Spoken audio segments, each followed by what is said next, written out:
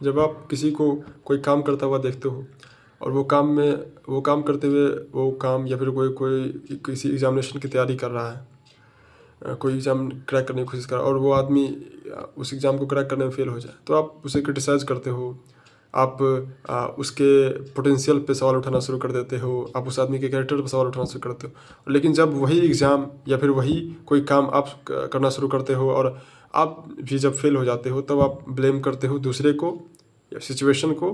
या फिर कहो कि आप कह देते हो कि मैं भी पूरे तैयार नहीं था। लेकिन आप खुद को इस बात के लिए जिम्मेवार समझते नहीं हो, आप खुद के पोटेंशियल पे जवाब नहीं उठाते हो। और ऐसे ही रॉबर्ट ग्रीन अपनी किताब में the laws of human nature में कहते हैं एट्रीब्यूशन बायस, यानी कि जब दूसरे से गलती होती है, जब दूसरा फेल होता है, जब दूसरा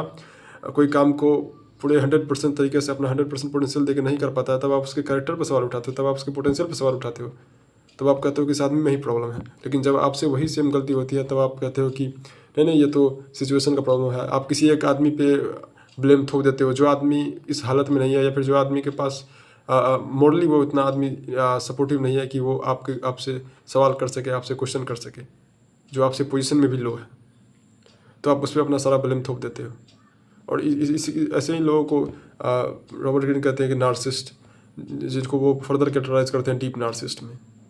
कि जो दूसरे को अपने फेलियर का ब्लेम दूसरे के ऊपर डालता रहे। और यही है एट्रीब्यूशन बायस, जिसमें कि हम जब दूसरा फेल होता है तो उसको हम उसी के कैरेक्टर, उसके पोटेंशियल में फ्लॉज है ये ऐसे कहकर उसे नकार देते हैं। जब खुद हम फेल होते हैं, तब हम सिचुएशन पे ये अपना जो भी गलती है उसे हम उस पर मल देते हैं।